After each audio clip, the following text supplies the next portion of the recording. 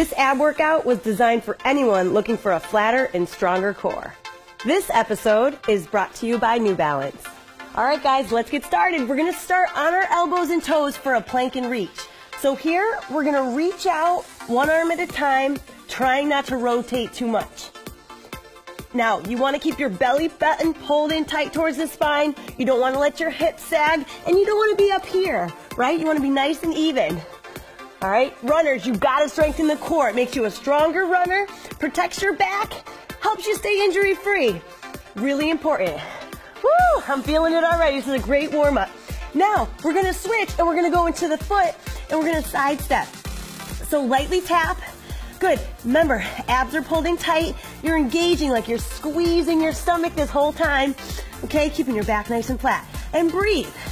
Don't forget to breathe. That's the most important part. Okay, good. Big exhales are really good.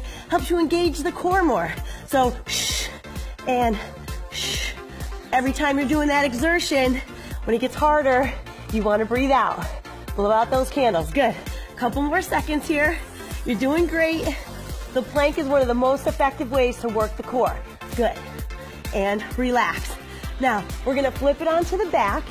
And what we're going to do is a runner's crunch. Okay, so for this, okay, we're mimicking that movement of a runner. Your abs are working in, and then you're going to peel that spine, roll down. So roll up, opposite knee, that's where you really squeeze. This is one of my favorite ab exercises. We're working the entire abdominal wall. And when you lift that knee up, you want to squeeze and pause. Roll it down. Bring it up. Roll it down slow. Good. Now remember, you don't get this flexion when you run, but you're strengthening all those muscles here after the run so that you're more stable when you do. Okay, so when you're running, these muscles are stronger. Good. Up. And peel it down slow. You're doing great. Couple more. One. I want to go up for one more. Woo! And two. Now sitting up, seated Russian twist. So you're going to have your heels either on the ground or up. Now, this is a really tough move to keep your back straight. Try not to curl. You're going to tap side to side, back and forth. Breathe here, too. Remember, if you're holding your breath, not healthy. You got to keep the oxygen flowing. And it's easy to forget about it because you're exerting a lot of force here through that whole torso. So breathe.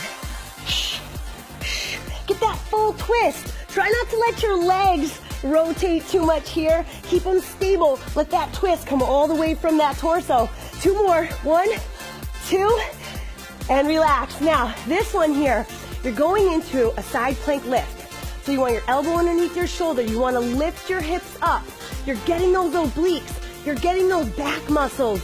All right, all those things that support you on any lateral movement here, and this is going to really support your spine.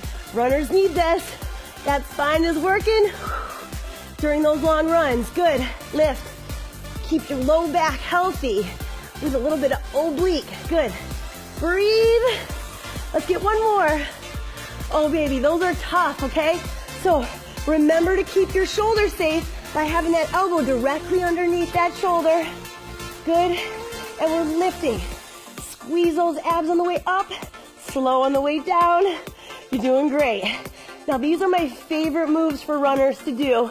So after that run, you've just gotten a good workout in on that body, the legs, and then you get a little extra in the core, working on flattening that stomach and getting that six-pack. Last one, lift. All right, now I want you to flip it right over, and we got to go through one more quick superset here. So going with the reach, feet are about hip width apart, and if they're not, you saw me almost fall over, right? That's okay. If you feel like you're not stable enough, you can widen your feet. It makes it a little bit easier, but try not to rock side to side too far. You're doing great. Last couple. Good. Now we're going side to side. Tap it lightly. Back and forth. I like to finish with a little superset on the plank because it's the hardest. It is. Come on.